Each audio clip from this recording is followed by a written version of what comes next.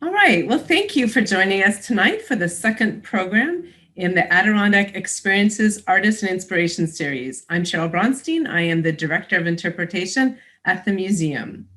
In 2023, the museum will be opening a new experience for our visitors, Artists and Inspiration in the Wild, the first permanent exhibition dedicated to our art and design collection. Over the coming months, you can hear from scholars and artists, creative visionaries, and committed staff through this monthly program dedicated to the new exhibition and showcase collection. Here's the museum's chief curator, Laura Rice, with a peek at one of the works you'll be able to see in 2023.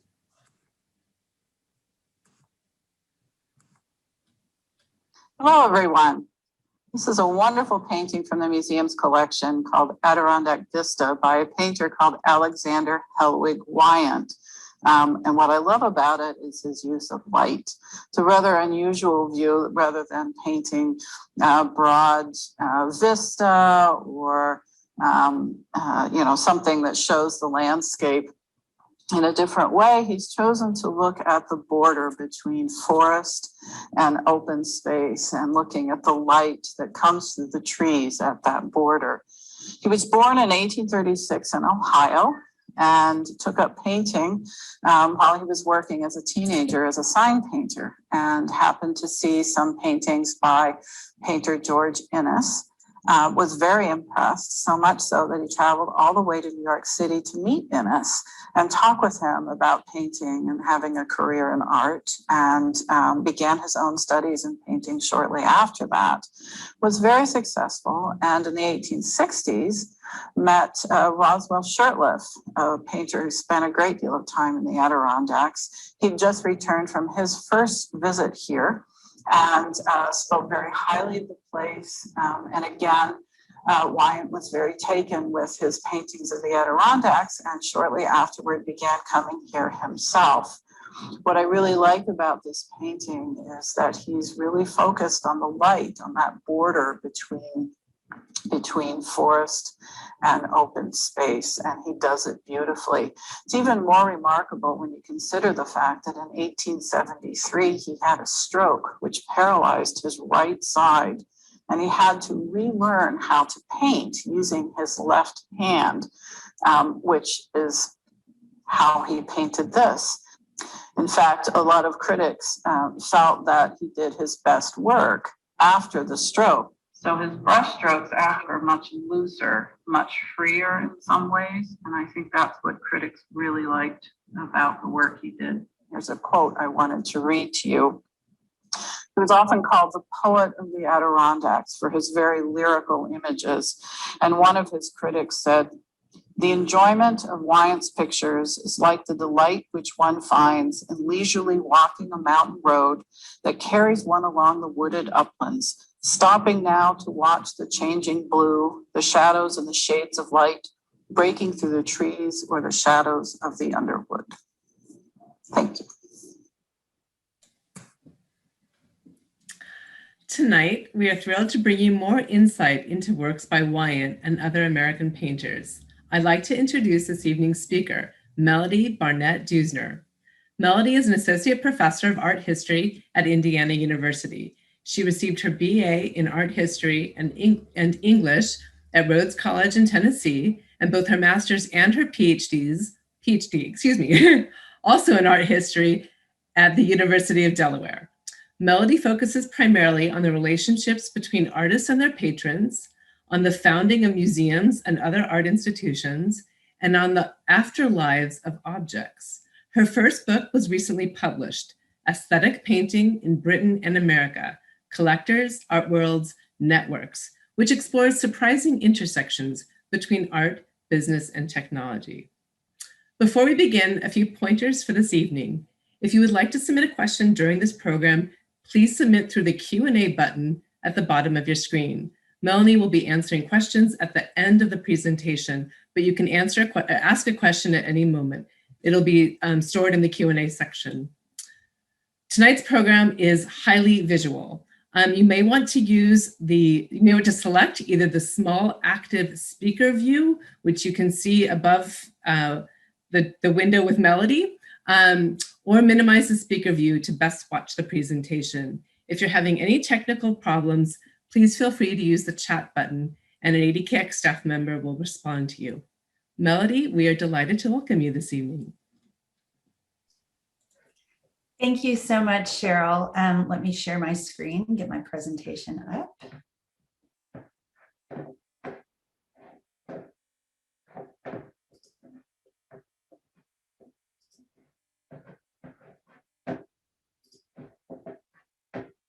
Okay.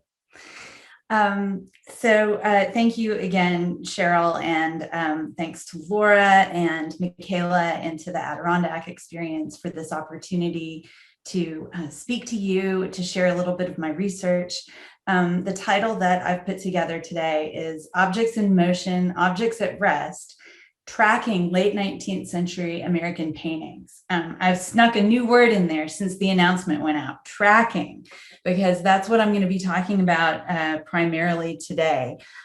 Just to kind of situate you in the work that I do, I recently published my first book. It's about the aesthetic movement. So artists like James McNeill Whistler, Thomas Wilmer Dewing, and the people who collected their work. Alexander Wyant is not an aesthetic painter. However, the American collectors that I worked on for this book largely did also collect his paintings. And in fact, that was the first time I had really come to learn about him, was to see him showing up in my lists of what these collectors owned. And I thought, I need to figure out who this Alexander Wyant is and what was happening. What I was doing here, as in the book, was really mining everything I could learn from primary sources of all kinds. So historical newspapers, historical periodicals, historical books and letters and diaries and all the historical documents I could find to try to see not just who owned what painting, but where the paintings went and where they were exhibited and if they were donated, when and where, to try to build up a picture of the world that these objects lived in. And so this was the process I was engaged with when I started turning up these collectors having all of these paintings by Wyant. And if you go to an American art museum now, they might have one painting by him or two. They're going to have most of them in storage if they have any at all. And it really made me curious about, what was the world that he thrived in? Because in the late 19th century, in his own time, he was considered one of a trio of landscape artists in America that would never be forgotten. And that was George Inness, Homer Dodge Martin, and Alexander Wyant. And really, George Inness is the only one whose fame kind of persists to this day. The other two are really much less studied and thought about. And so this made me think, I've got to go back to the 1880s and 90s. I've got to find out what Alexander Wyant's world was that he had really succeeded in and thrived in. And so that's the research that I was doing that produced what I'm going to share with you today. And of course, very fortunate to have the Adirondacks Experience painting Alexander Wyant's Adirondack Vista from around 1881 to really anchor what we're going to be talking about today. And I would just say, as we're getting ready to get started, go ahead and think for just a second about the uniqueness and kind of the strangeness of what we're doing here, that we're on all different parts of the country, maybe even different parts of the planet. And we are looking at this digital representation of a work of art. We were really lucky to have Laura's video so that you could see about how big it is relative to, say, the human body, because you can't really tell when you're just looking at a digital reproduction. We've all been feeling so far away from the art and museums during the pandemic.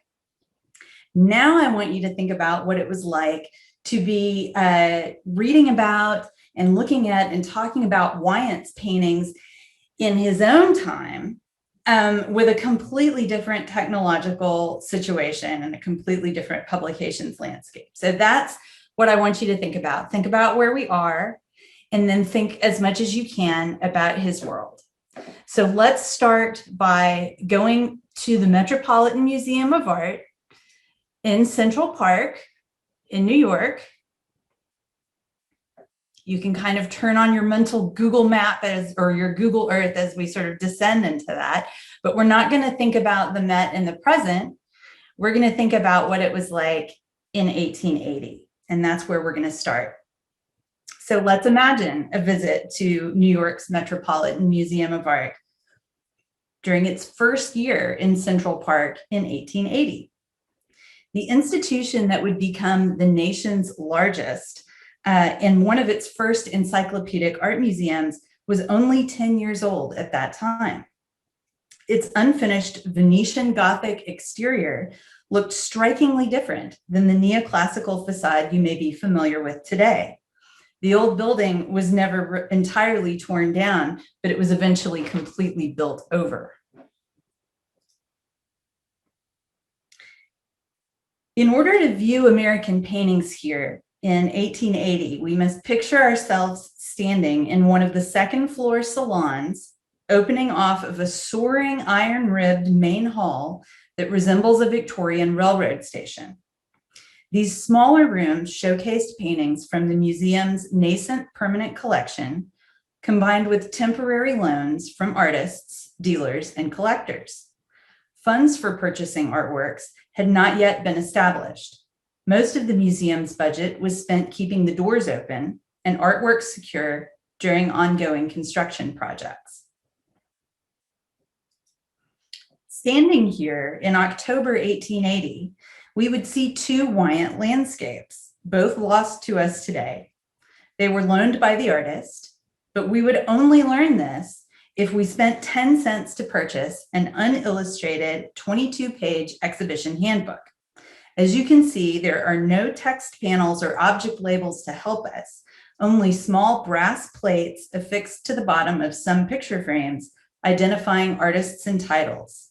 Instead, the paintings are numbered, and we must match these numbers with the catalog entries in order to understand what we are seeing. Different handbooks were produced for each part of the museum's collection. The handbook provides only 1/3 of the 142 canvases in this room, with notes listing the artist's professional training and awards. And in only a handful of cases do we find any explanation of the style or content of the pictures. Wyant's not among them. Our ability to understand works of art in this space, then, depends entirely upon whatever prior knowledge and mental equipment we bring with us.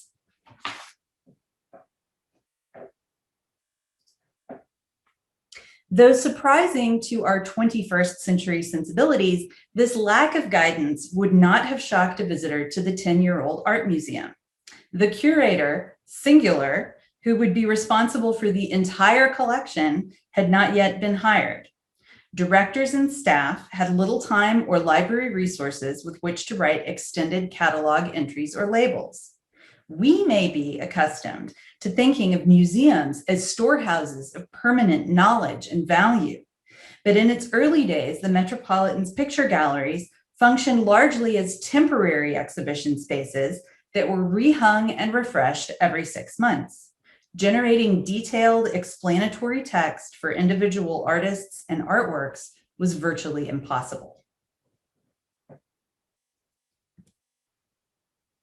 This situation was broadly consistent with late 19th century museum practice in general. As the historian Stephen Kahn tells us, these museums clung tightly to an object-based epistemology, a conviction that artifacts could speak for themselves without textual support, even to viewers encountering them for the first time. Kahn quotes a letter from one American curator to another in 1894. All museum material should speak for itself upon sight. It should be an open book which tells a better story than any description will do. So what do these objects tell us? They lack textual context, but they are embedded in a dense visual context.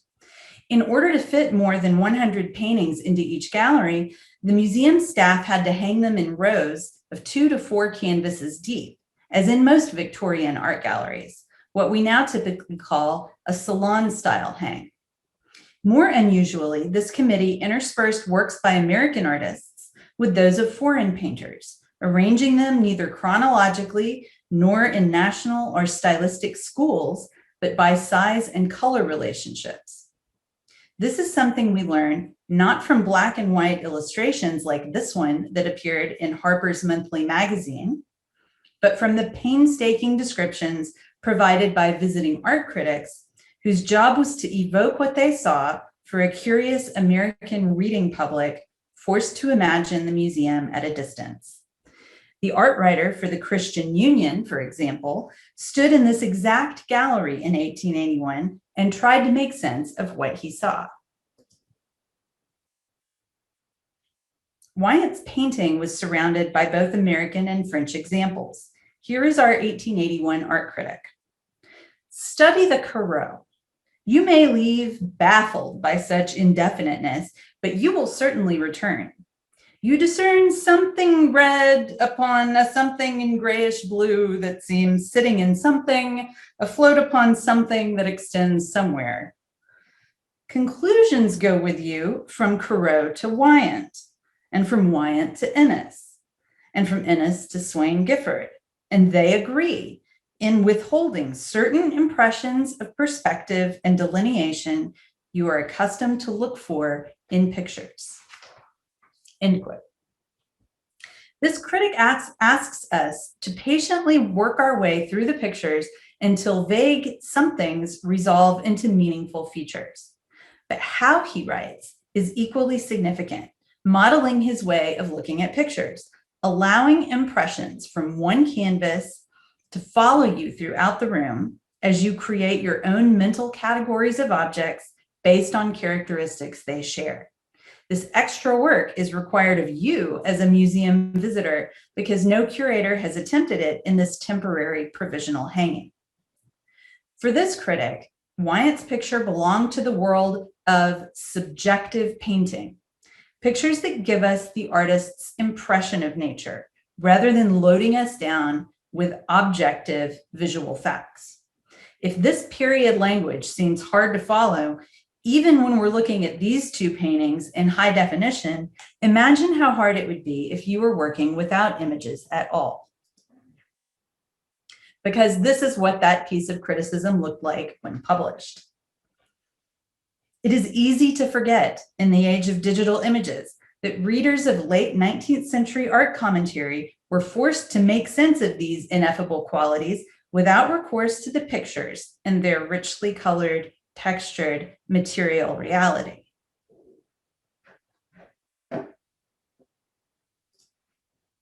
Wyatt used many generic titles for his pictures, like Evening or Adirondack Landscape, which makes it hard for us to know exactly which picture provoked these meditations from our 1881 art critic. But we can refer to a black and white reproduction of a similar Wyatt, a New England landscape, which appeared as a full-page wood engraving in Harper's Weekly magazine in October 1880, around the same time as our Imagine Museum visit. The half-tone process necessary for mass reproducing photographs alongside text had not yet been perfected, so Wyatt's painting, like other works of art, had to be translated into a wood engraving, a time-intensive process requiring a distinctive set of artistic skills. I have here for your reference the original wood blocks used to make another Harper's Weekly wood engraving, so you can see what this kind of process and image looked like. In reproducing New England landscape, wood engraver Frederick Yingling draws on every technique in his arsenal to create variety in the shaded foliage that occupies the foreground of Wyatt's composition, using short lines to suggest flowers, tall grasses, and a winding path through a meadow. The bright sky, which Yingling evokes with delicate parallel lines, is reflected in the water below and transforms the trees into backlit blots. Human activity is scarcely evident. A tiny structure appears on the horizon just before we reach the limits of our vision. Dissolving light, obscuring shadows, vanishing distance. These were some of the poetic, subjective qualities art critics appreciated in Wyant's pictures. We must remember, however, that an artist admired for his ability to suggest natural light through translucent layers of oil paint will have a particular set of transformations wrought upon his work when translated into the language of wood engraving. Each splinter cut away from the wooden block created an absence, each ridge an inked positive presence. With this method, some details withheld by Wyant would inevitably be restored by the engraver. Because the process of transforming a painting in all its varied brushstrokes and washes of color into a wood engraving is literally a process of delineation, the vague and mysterious qualities that critics admired in person may simply not be translatable in an image designed for mass reproduction. So where does this leave us? Thus far, we have stood in the shoes of the curious Metropolitan Museum visitor, the attentive reader of published art criticism, and the armchair viewer of a Harper's Weekly wood engraving, a work of art in its own right, but one operating at a considerable remove from the painted original. Our imaginary trek through these spaces and pages retraces the rich yet fragmented experience of late 19th century American art viewers, dispersed across time, space, and media. Unless they visited the museum armed with a thick folio of paperwork, their understanding of an artist required toggling between what they saw in front of them and what they remembered having read, keeping the impression of each encounter alive and using it as a basis for understanding the others, adding them into a composite and evolving understanding of Wyant circa 1880.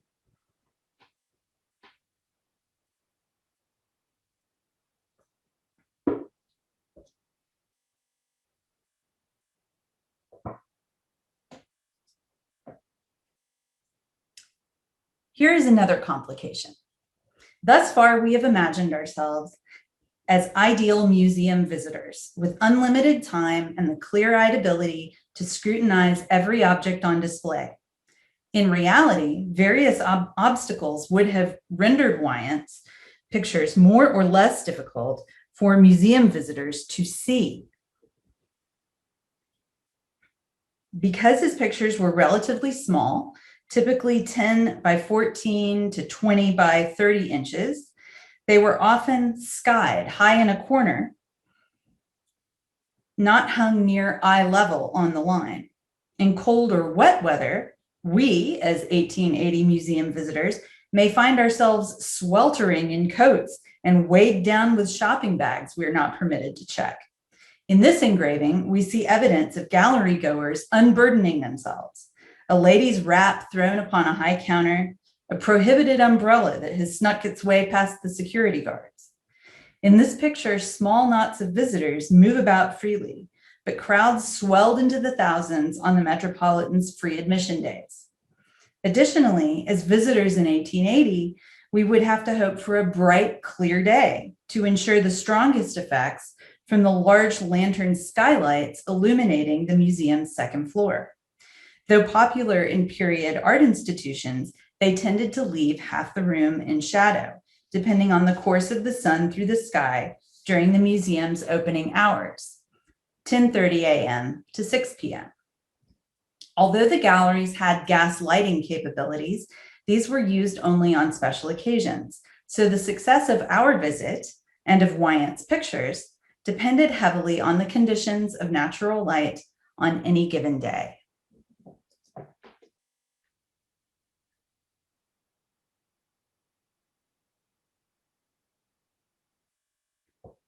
When one reporter visited Wyant in his studio in the fall of 1880, where he was most likely working on this very picture, among others, he was shocked to find the artist painting by gaslight, a practice most artists avoided. because its character was so different from the natural light by which they worked throughout the day. You work by gaslight? The astounded reporter asked. Yes, Wyant replied, often. It helps me in keying up the picture. Take this landscape. The yellows are too dull, and by gaslight, they show how dull they are, how they tend to sink into the grays. I brighten them. Tomorrow, very likely, they will look too bright. In that case, I shall key up the purples and blues, so they shall harmonize with the brightened yellows. If the latter shall still prove too glaring, I shall soften them a little. In any event, the gaslight is serviceable, you see, in helping me to key up the whole picture. Wyant's response reminds us how landscape painting practice, already shaped by seasonal cycles of warm summer months sketching outdoors, supplemented by cold winter months in the studio, transforming sketches into finished compositions, was also shaped by temporal constraints. His unusual method may have helped him tone his pictures, but it also helped ensure they would make visual sense when seen by daylight or gaslight. Since artists had little control over the light in which their pictures were exhibited, this was tremendously important and difficult to achieve at the end of the century, because electric lighting provided a third option for illumination, adding yet another color cast to the mix.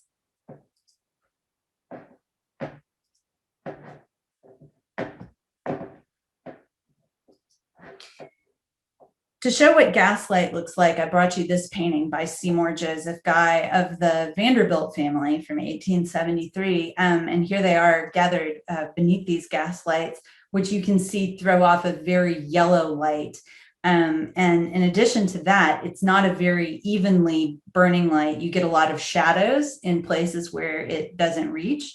And it also produces a lot of heat, as well as a very heavy, wet air, and some additional grime that you're going to have to regularly scrub off your pictures and your picture frames and your furniture and your wall coverings and your rugs and everything else. So gaslight definitely has these particular limitations.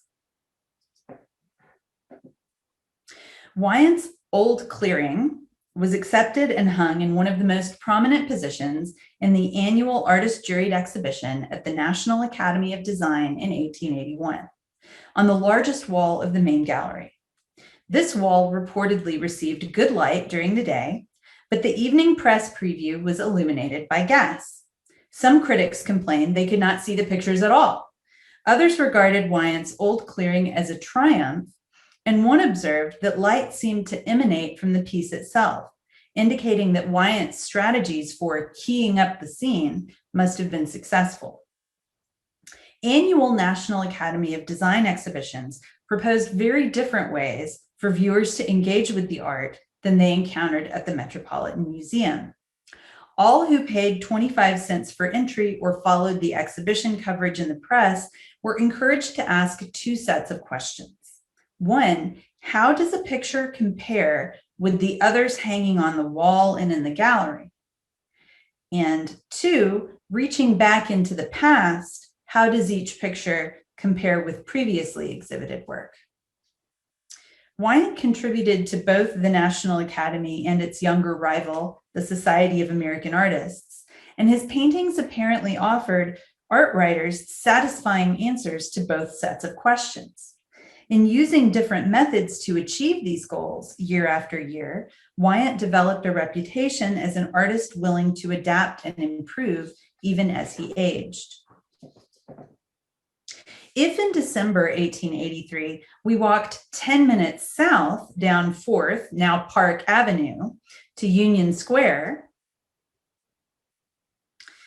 we would leave behind the National Academy's Venetian Gothic style building with its old world associations and travel to a different kind of display space, the 6-story office building that served as the New York showroom for the Wheeler and Wilson Sewing Machine Company. The 4th floor galleries belonged to an artist-run organization called the American Art Union. And although they share a name with, this is different from the group you might be familiar with called the Art Union that was active in the pre-Civil War American period. They paid high rent for this space due to its geographic centrality. The area was home to prestigious art galleries, and until its 1880 relocation to Central Park, the temporary quarters of the Metropolitan Museum. But Union Square was also a commercial destination, lined with sewing machine and millinery shops and upscale retailers like Tiffany and Company. The elevator-equipped Wheeler and Wilson building testified to the city's mercantile growth along two axes: uptown, moving along Broadway and Fifth Avenue, and upward, ascending into the sky. Let's go inside.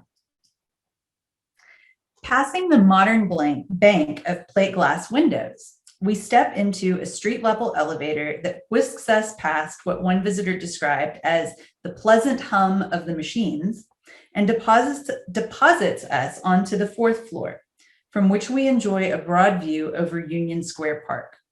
For 25 cents per visit, we enter the exhibition and sales galleries of the American Art Union, of which Wyatt was an early and active member. No illustrations of these galleries survive, but they featured a similar roster of artists that appeared at the National Academy. Here they were presented in a different context, in one of the only New York galleries to specialize exclusively in the display and sale of American art in the mid-1880s, and the only such venture managed by the artists themselves. Visitors to the gallery found its display space difficult of access, but one that well repays the trouble of getting up to it. By contrast, consider one critic's skeptical assessment of the artist studios located on the fourth and fifth stories of the YMCA building, where Wyatt rented workspace for many years.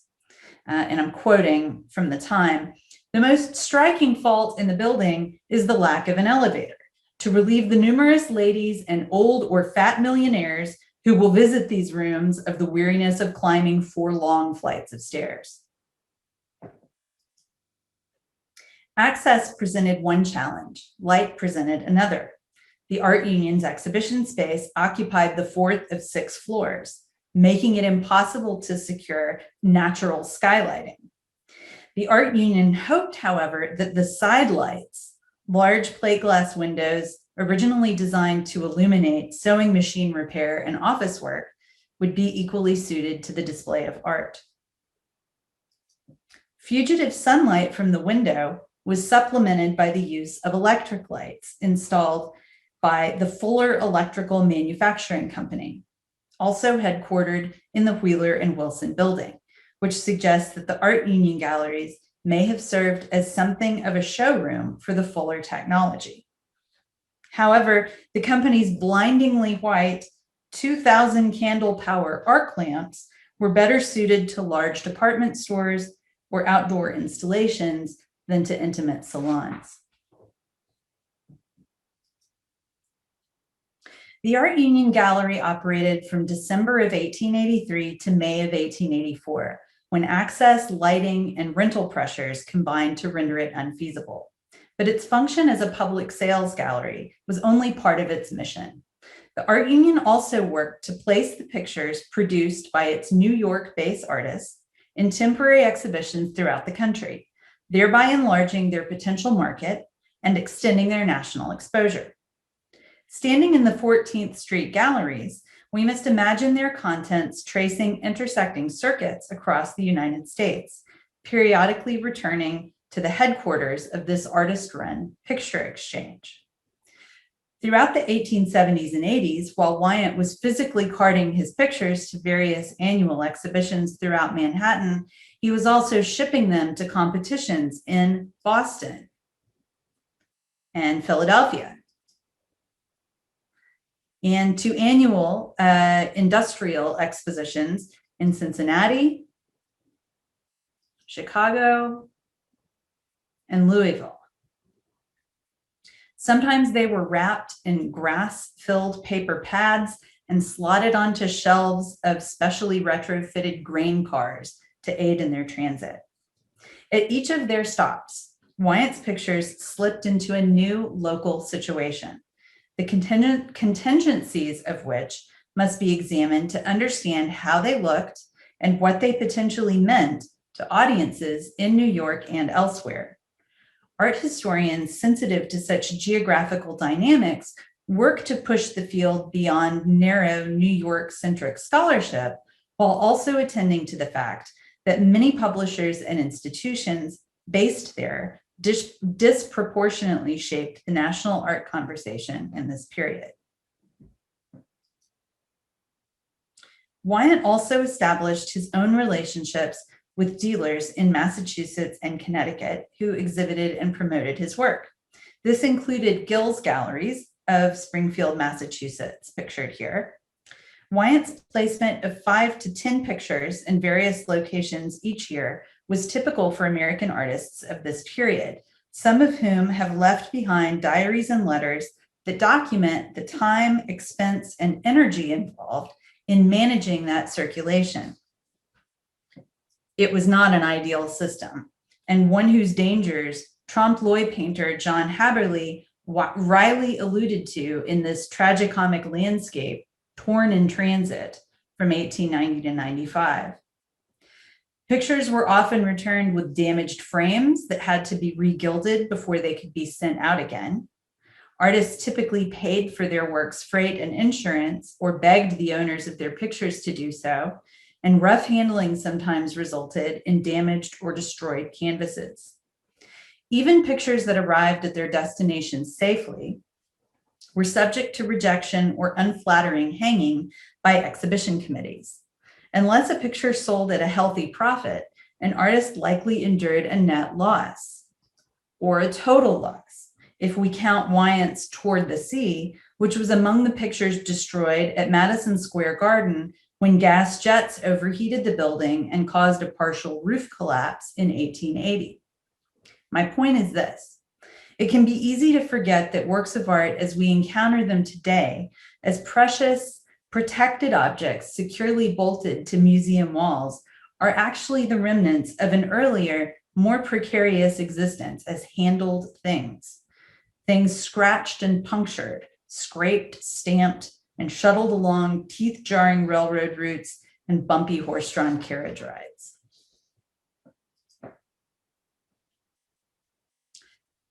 Following Wyant's paintings back to New York, we must also imagine them coming to rest, if only for a few days at a time, on the walls of private men's social clubs.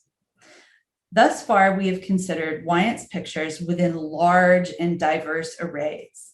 How different then the experience of visiting the 2-room art gallery on the 2nd floor of New York's exclusive Union League Club, where in March of 1886, Wyant's Autumn in the North Woods hung on the yellow tapestry-lined wall. As one art writer tells us, freed from tedious and commonplace companions. Is this critic referring to the pictures or the people? In 1881, this electrically illuminated exhibition space was illustrated in the New York Graphic, which reveals a notably homogeneous viewership: white, male, formally dressed, standing at controlled ease and enjoying ample space for picture contemplation and conversation. Let us pause here to question the inclusive we that we've been using throughout this adventure today. I keep saying we can imagine ourselves in these spaces, but only men eligible for membership in New York's private social clubs enjoyed full access to facilities for dining, drinking, smoking, attending lectures, playing billiards, and holding business meetings for the cost of a steep annual fee. Among these, the Union League was one of the older organizations.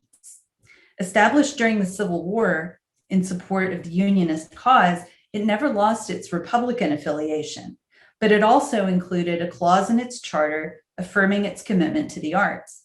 It helped found the Metropolitan Museum in 1870 and hosted its own temporary exhibitions of pictures requested from artist studios, dealers' galleries, and private collectors' homes.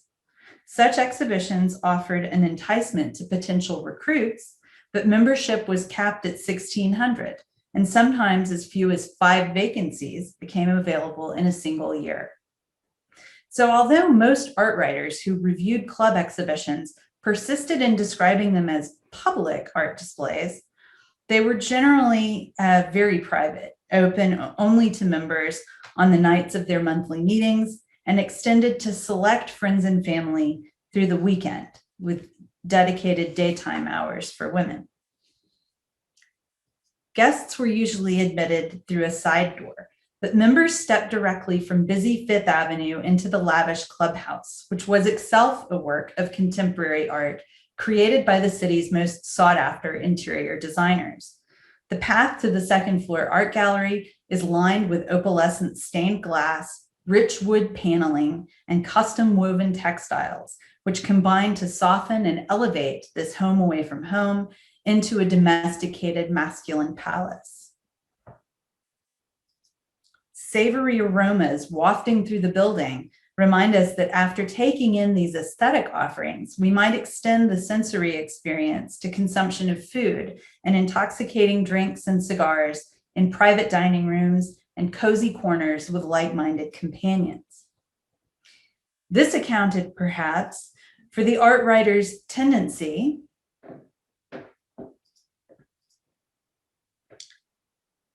to describe a Union League picture exhibition as an artistic feast or an intellectual repast. Wyant's landscapes appeared at the club almost every year from 1867. If visiting in 1889, however, we would encounter them as part of a new experiment in mixed object displays. These included the collection of oil paintings in antique Chinese porcelains in February, and oil paintings in antique blue and white Chinese porcelains in March, among others. Central cases of these glowing Eastern objects invite us to compare the fine gradations of color that distinguish each example. In the first exhibition, ox blood and coral and sunset shades of peach bloom. In the second, endless subtle variations on what was described as the blue of the sky after rain. The paintings selected with an eye toward color harmonies set off the artistic bric-a-brac.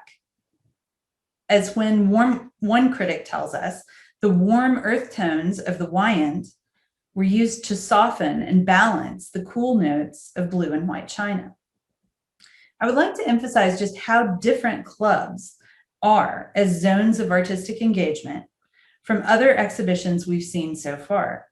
Although often accompanied by brief catalogs, they were not primarily educational. Most critics simply approached each show as an arrangement of color. This is what one writer at the time called a new form of artistic pleasure, one in which the significant cultural and contextual differences between objects were collapsed or suppressed in order to savor their purely formal qualities.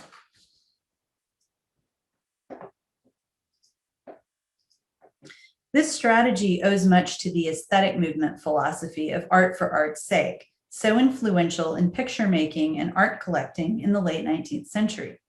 It is a strategy represented in this photograph of Detroit collector Charles Lang Freer admiring the visual correspondences between one of his James McNeill Whistler paintings and one of his Islamic glazed vessels.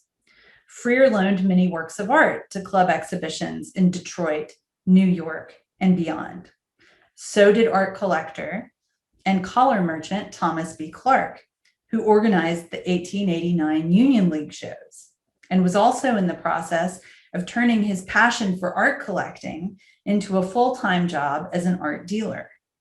So these club displays should be understood as closely resembling both the decorative installations in the homes of wealthy private collectors and those presented in commercial galleries.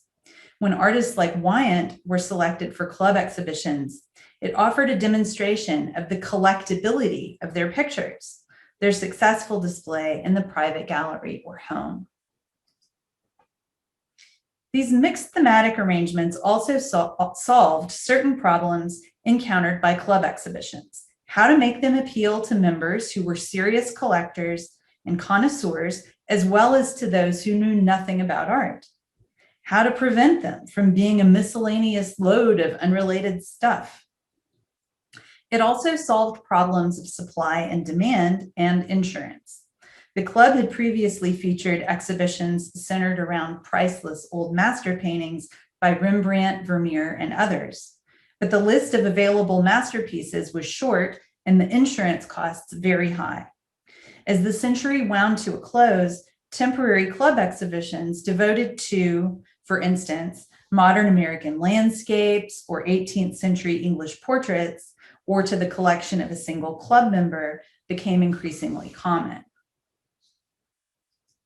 And it is here in the late 1880s and early 1890s that we begin to detect a shift in how Wyant's paintings were understood, a shift that reveals much about the American art world at that time. During his long career, Wyant achieved, as we have seen, a distributed impact through the widespread dissemination of his pictures. When he died in 1892, art commentators began to consider his paintings as an oeuvre, a complete body of work, for the first time. Obituary writers flocked to the Reichardt Gallery, where the artist's first solo exhibition of 17 pictures happened to be on view at the time of his death. 2 years later, Wyant's widow placed 140 of his unsold pictures on view and sale at Orchie's auction house. Art writers found these collections to be very revealing of Wyant's own artistic successful evolution toward harmonious aesthetic effects achieved by hanging so many carefully keyed color schemes in a single location. Suddenly, his pictures seemed less like individual essays than components of one larger project, what one writer at the time identified as a series of American landscapes under various moods of season and weather. The Wyants that posthumously poured into the market quickly reappeared in club exhibitions and private collections, not in 2s and 3s as they had before, but in groups of 8 to 12. Collectors like Frederick S. Gibbs purchased as many as 14 Wyants. George Hearn owned 21. And William T. Evans acquired 42 of them. These collectors found that Wyants hung together well on the walls of their homes and that they cohabited with foreign pictures, especially by popular French Barbizon artists like Corot, without swearing at or killing the arrangement. Evans' wall-to-wall, harmoniously hung art collection was featured in both his New York townhouse and his country home at Montclair, New Jersey. It included, among his 42 Wyants, the painting now in the possession of the Adirondack Experience. It was also among the paintings Evans loaned to exhibitions at the Union League Club. And so this is really, I think, the moment where you can start to see this new way of exhibiting and presenting Wyant with his pictures all in these kind of large groupings. And we start to see it not just in kind of small exhibitions, we see it when a collector loans their paintings to the Met or gives them to a museum. We have collectors insisting that the pictures be exhibited as a group so that they comment on each other and they operate kind of as a set. And so this is a real shift in how his work was being talked about.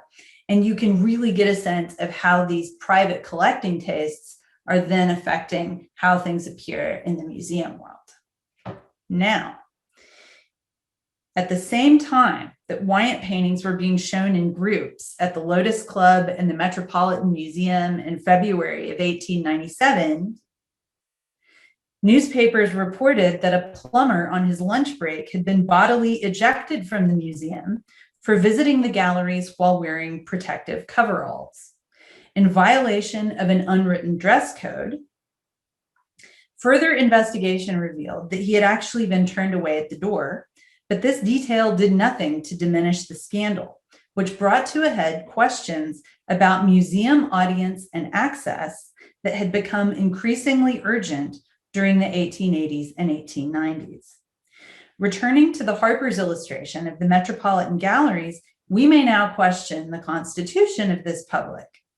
The men wear overcoats, not stained working clothes. These visitors, whether admitted on a free day or with a 50-cent admission fee, enjoy the gallery's day-lit weekday or Saturday opening hours, hours when the working people of New York were at their jobs. Between 1880, when that illustration was created, and 1897, when the plumber was turned away, public pressure led metropolitan directors to add Sunday and evening hours illuminated by electric light, subsidized by public funds. Among outraged responses to the plumber's expulsion, the New York Press suggested that if the city's $100,000 annual contribution was going to be wasted on a museum with an elitist dress code and a not clearly useful collection of art, it might well be revoked and redirected to an organization like the University Settlement Society, which had initiated a series of free art exhibitions for the impoverished residents of the city's Lower East Side between 1892 and 1897. According to the Settlement Society's founder, Abram C. Burnham, institutional barriers such as museum admission fees and opening hours were only secondary obstacles. I'm quoting him here, "It may not be an exaggeration to say that the city of New York consists of two cities, one to the north of 14th Street, the other to the south of it. If residents of this part of the city wish to visit the art galleries in Central Park, the round trip consumes 2 hours, and it is at a cost of 10 cents for each member of the family." Responding to these challenges facing residents of the Lower East Side, the University Settlement Society decided to bring the art galleries to the people. Their free summer exhibitions fulfilled the broader mission of the society, which embedded university students and other professionals within the communities they were trying to assist for their mutual benefit. Although the organization emphasized the spirit of mutuality, its efforts were commonly described in the press as a one-way process of uplifting and Americanizing residents of recent foreign provenance. If a private club exhibition was regarded as an artistic feast or an intellectual repast, the East Side show was referred to as an aesthetic free lunch. From 1892 to 97, these shows were held in a variety of rented spaces south of 14th Street. They were all near public transportation hubs. This is how far we've gone from the Met. Art critics who ventured south into this territory did so as travel writers entering a foreign land. To quote the New York World, and this is a representative example, "Hot, dusty, malodorous, with cucumber rinds and banana skins and ashes and bits of paper strewn over the sidewalk, and rubbish and dirt and carts and drays, making clutter and din in the road, and men and women and children swarming up and down. Could art live here?" In vying to outdo each other with evocative word pictures, the New York World and others demonstrated a mix of compassion, condescension, and quasi-anthropological curiosity about the Lower East Side that paralleled photographer Jacob Riis's contemporaneous lectures and publications depicting how the other half lives. Press reports of the exhibitions often acted as though the audience was on exhibition rather than the pictures. And you'll see that as I click through a couple of these showing the University Settlement Society shows, the pictures are hardly shown at all. It's the people that are getting the artist's attention.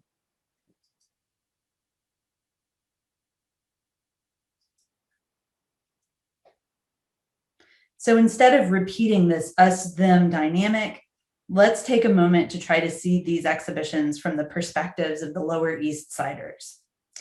If we requested or had simply been handed a free ticket in advance from a local shop, school, or working man's club, we could visit the exhibition by passing through turnstiles into the dense crowd, surrounded by children in the daytime and adults at night.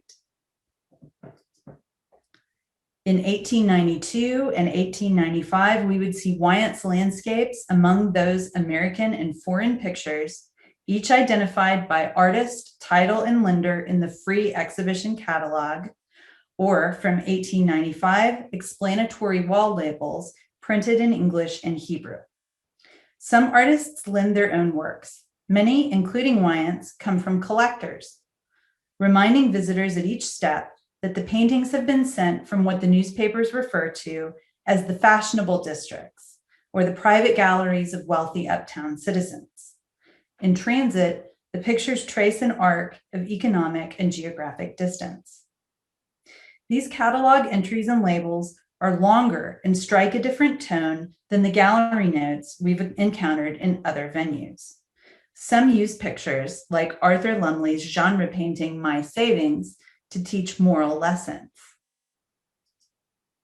Most frequently, the text invites us to use personal experience as groundwork for interpreting what we see, exemplified by this entry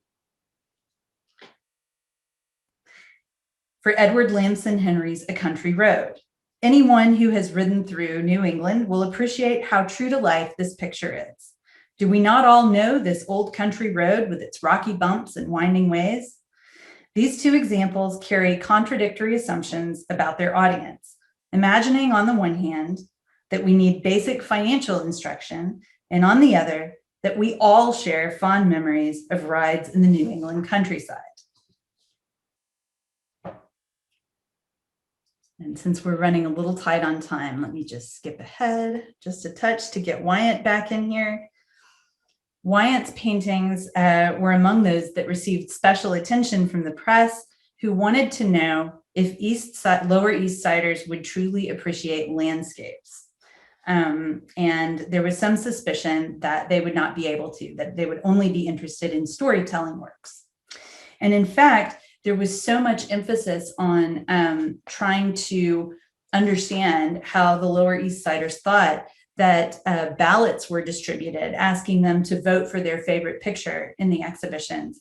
And they even changed it to ask people to vote for two favorite paintings, including one natural scene, to see what landscape painting would be the favorite of the visitors. But the visitors seem to have kind of misunderstood the instructions and interpreted something like a mother and child painting as natural and voted for it in the natural category. So it really, while it seemed to prove to critics at the time that people in the Lower East Side without the same kind of education were maybe were not as smart or operating with a different set of ideas, what it really shows us is just how the categories like genre or portrait or landscape only have meaning in certain contexts and certain circumstances. And that's really where I want to bring this back to the picture with which we started, and to bring this to a close, to return from the Lower East Side, reflect on what we've learned. There's one more voice we need to consider. Let's go back to Wyatt's studio, where, painting by gaslight in 1880, he offered his own explanation for his work as pictures painted for expression. I'm going to quote from Wyatt here. By a picture painted for expression, I mean a picture that moves you, that excites an emotion, that affects you with joy or grief, love or dread, pity or admiration, so that you don't think how it was painted, or even that it is painted. You think of the tumult, the commotion, the serenity, the sweetness, the peace, a dozen other words that I can't mention, rather than of the color, the treatment, the drawing, the chiaroscuro, the perspective.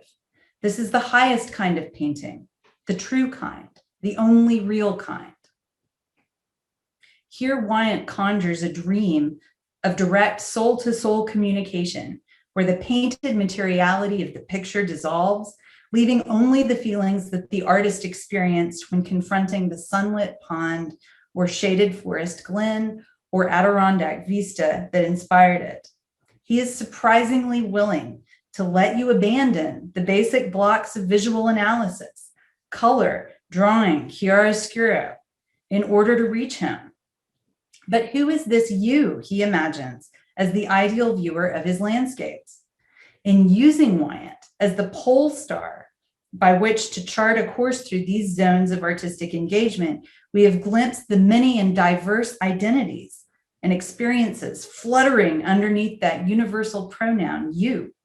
And just as there existed no fixed you to commune with the artist, the paintings proved changeable things, depending upon where and when, how, and with what they were displayed, and the associations that each of those locations, strategies, and points of reference carried. Thank you.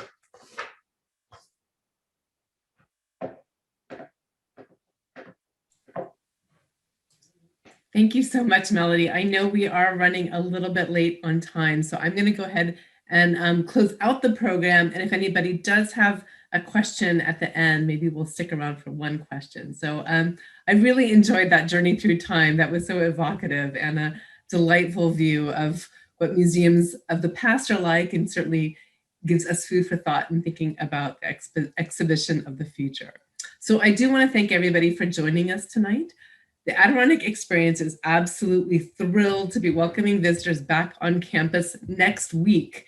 The museum's doors will open to our members beginning May 28th and to all visitors on July 1st. Please check our website for information on hours, safety guidelines, and how to reserve tickets. On May 26th, we hope you will join us virtually at 7 p.m. for a sneak peek of our 2021 exhibition From Wilderness to Warfront. The next program in our Artists and Inspiration series will be June 21st, when we will be coming to you live from the studio of Adirondack artist Barney Bellinger. You can learn more about these upcoming events on our website and keep an eye on your email to register. And before we end this program, I do have one final word from the museum's Director of Institutional Advancement, Sarah Lewin.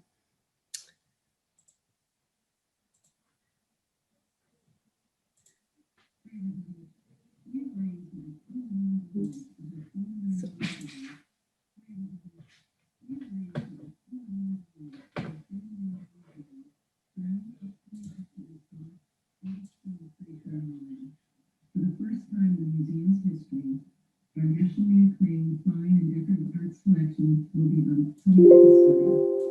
We wanted to take this opportunity to make sure you knew you could support this exhibition that's coming in 2023. We have great meeting opportunities, and any gift can be spread over multiple years. Please contact us today. Thank you.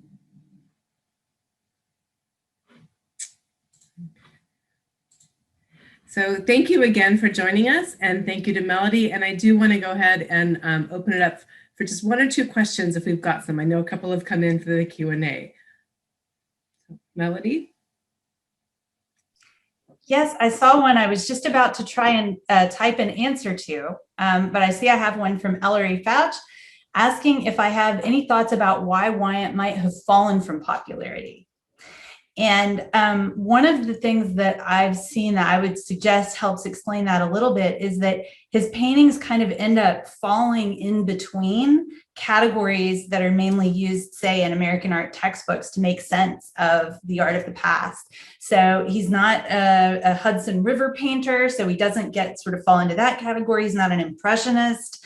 By the time you get to the 1880s and 90s, you have a lot of artists that are moving a little more aggressively into a kind of impressionist and expressionistic vein, and he kind of ends up kind of falling between the two. So while he's really revealing of a lot of interesting things, he's maybe not a great kind of exemplar of a particular movement. And I think that's one of the reasons maybe he kind of fell off the table a little bit. But that's a great question. Thanks, Ellery.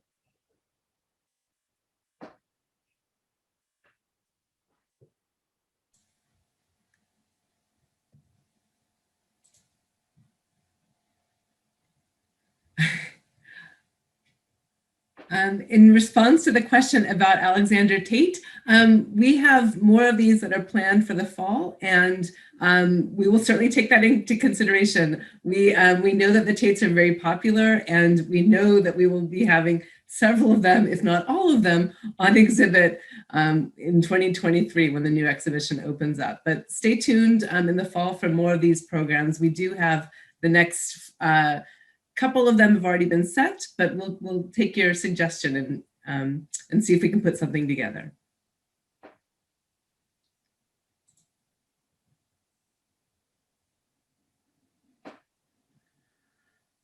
All right. Well, if there are no further questions, thank you very much again for joining us. Thanks for sticking around for a few extra minutes, and we look forward to seeing you at the museum in just the next couple of weeks. Thank you so much, and thank you, Melody. Good night, everybody.